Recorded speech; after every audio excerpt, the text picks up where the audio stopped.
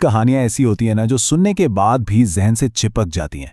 आज हम एक ऐसी ही viral Hindi horror story Manali 28 kilometre को जरा खोल कर देखेंगे। आखिर ये खौफ बनता कैसे है और एक अच्छी डरावनी कहानी हमारे दिमाग पर ऐसा क्या असर छोड़ जाती है। आइए इस कहानी की तहों में उतरते हैं। कहानी शुरू ही एक ऐसी लाइन से होती है जो आपको हिलाकर रख दे। रावी साहिल कहता है, लेकिन यही लोरी अब मेरा सबसे डरावना ख्वाब है। सोचें जरा, एक लोरी जो सुकून और मोहब्बत की अलामत होती है, उसे खौफ से जोड़ दिया गया है। ये तजाद फौरन हमें कहानी में खींच लेता है। अक्सर सबसे डरावनी कहानियों की शुरुआत बहुत ही आम हालात से होती है। इस कहानी की बुनियाद भी दोस्ती पर है। एक ट्रिप जो खुशगवार यादें बनाने के लिए था, लेकिन वही सफर एक न खत्म होने वाले डरावने ख्वाब की वजह बन गया। तो कहानी में 4 दोस्त हैं। साहिल जो हमें ये सब बता रहा है, चिराग और अरुण, और फिर है समय जो इस कहानी का आप कह सकते हैं मरकज है। ये पूरा ट्रिप असल में समय के लिए था, जो अपने छोटे भाई की मौत के बाद बहुत गहरे सदमे में था। दोस्तों का इरादा तो नेक था, उसे उसके गम से निकालना, लेकिन उन्हें क्या मालूम था कि वो उसे एक और गहरे अंधेरे की तरफ ले जा रहे हैं। तो सफर का तीसरा दिन था और उन्होंने एक फैसला किया, एक ऐसा फैसला जो सब कुछ बदल देने वाला था, रोहतांग पास जाने का। यहीं से कहानी में एक मनहूस मोड़ आता है और उन्हें एक वार्निंग मिलती है, जिसे नजरअंदाज करना उनकी सबसे बड़ी गलती साबित होता है। होटल का रिसेप्शनिस्ट उन्हें एक क्लासिक हॉरर फिल्मों वाली वार्निंग देता है। वो कहता है, कोशिश करना कि शाम 6 बजे से पहले वापस आ जाओ। रोहतांग का मतलब है लाशों का ढेर। दोस्त इस बात को हंसी में उड़ा देते हैं, लेकिन ये जुमला कहानी में आने वाले खौफ का पहला इशारा था, जिसे हम फोरशैडोइंग कहते हैं। रिसेप्शनिस्ट सिर्फ वक्त की वार्निंग नहीं देता, बल्कि वो एक मायावी साये का भी जिक्र करता है। ये एक ऐसा फरेब देने वाला साया या वजूद है जो रात के अंधेरे में मुसाफिरों को अपनी तरफ खींचकर मौत की वादी में ले जाता है।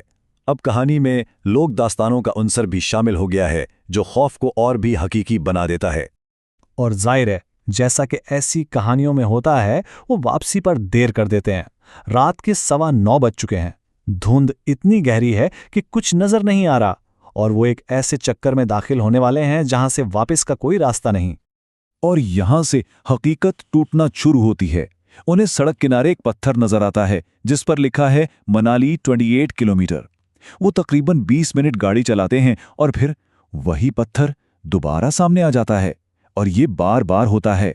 वो वक्त और जगह के एक लामुतनाही चक्कर में फंस चुके हैं और अब घबराहट बढ़ने लगी है। अब खौफ सिर्फ बैरूनी नहीं रहता, बल्कि वो उनके जहनों में घुस जाता है। जैसा कि इस स्लाइड पर दिखाया गया है, हर दोस्त को इस पत्थर के पास कुछ अलग ही नजर आता है। साहिल को एक आदमी दिखता है, चिराग को एक खिलौना लिए बच्ची, और आरून को एक काला घोड़ा। ये इस बात का इशारा है कि ये जो भी कुव्वत है वो उनके ज़ाती खौफ को इस्तेमाल कर रही है, जिससे उनका आपस का भरोसा भी टूटने लगता है। इस सारी अफरा तफरी के बीच समय का रवैया अजीब होने लगता है। वो जिद करने लगता है, किसी को हमारी मदद की जरूरत है। ये एक बहुत खौफनाक इशारा है कि उसका गम उसे इस माफौकुल फितरत कुव्वत के लिए एक खुला दरवाजा बना रहा है। वो उनका सबसे कमजोर हदफ है। जब दोस्त मायूस होकर इस चक्कर को तोड़ने की कोशिश करते हैं, कहानी अपने सबसे खौफनाक मोड़ पर पहुंचती है। जो कुछ अब तक हो रहा था वो तो बस एक शुरुआत थी। आरून गाड़ी की रफ्तार 40 किलोमीटर फी घंटा तक ले जाता है, लेकिन उन्हें खिड़की के बाहर एक 15 साला लड़का नजर आता है, और वो भाग नहीं रहा बल्कि आराम से गाड़ी के साथ साथ चल रहा है। जरा इस मंजर को तस्वुर कीजिए।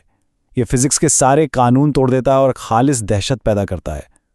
और फिर आता है कहानी का वो लम्हा जो वाकई आपके रोंगटे खड़े कर देता है।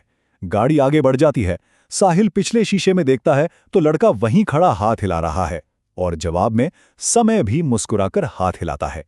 ये एक खामोश राब्ता था, इस बात की निशानी कि समय अब अकेला नहीं है। वो बिलाखिर होटल पहुंच जाते हैं, लेकिन कहानी खत्म नहीं होती। रात के 3:30 बजे, जो कि हॉरर कहानियों में अक्सर गैर मामूली वाकयात का वक्त माना जाता है, असल दहशत कमरे के अंदर शुरू होती है। साहिल की आंख एक आवाज से खुलती है। वो देखता है कि समय बिस्तर से उठकर शीशे में अपने ही अक्स को देखते हुए एक लोरी गा रहा है। चांद है तू, मेरा सूरज है तू। एक मासूम लोरी अब एक इंतहाई खौफनाक मंजर में बदल चुकी है। अब कोई शक बाकी नहीं रहता। समय की आंखें बिल्कुल लाल, गर्दन पर ऐसे निशान जैसे किसी ने उसका गला घोंटा हो, और चेहरे पर एक गैर फितरी बच्चों जैसी मुस्कुराहट। ये सब कब्जे की क्लासिक अलामात हैं। समय अब वो नहीं रहा। जब दोस्त कमरे से भागने की कोशिश करते हैं तो समय एक मासूम बच्चे की आवाज में पूछता है, अगर मैं रात को तुम्हारी खिड़की पर दस्तक दूं तो क्या तुम खिड़की खोलकर मेरी मदद करोगे? ये सवाल पूछते ही वो बेहोश होकर गिर जाता है। कहानी अब अपने अंजाम की तरफ बढ़ती है। दोस्तों को अब सिर्फ अपनी जान नहीं बचानी, बल्कि समय को उस चीज से भी बचाना है जिसने उसके अंदर घर कर लिया है। वो एक मकामी पंडित से मदद मांगते हैं। पंडित तशखीस करता है कि एक बुरी रूह समय के किसी अजीज का रूप धार कर इसे काबू कर रही है। जैसा कि इस स्लाइड पर आप देख सकते हैं, फिर कुछ रसूमात होती हैं और आखिर में समय के अंदर से एक काला गाढ़ा मादा निकलता है, गोया बुराई जिस्मानी तौर पर बाहर आ रही हो। आज सुमे बिल्कुल नॉर्मल जिंदगी गुजार रहा है। उसे इस रात का कुछ भी याद नहीं, लेकिन कहानी का रावी साहिल आज भी उस लोरी की आवाज और उस रात के खौफ से बाहर नहीं निकल पाया है। मतलब जिस्मानी तौर पर तो सुमे बच गया, लेकिन नफ्सियाती जख्म बाकी रह गए। और यही कहानी हमें एक आखिरी सवाल पे छोड़ जाती है, जो उसका असल निचोड़ है। साया तो चला गया, लेकिन क्या खौफ कभी वाकई जाता है?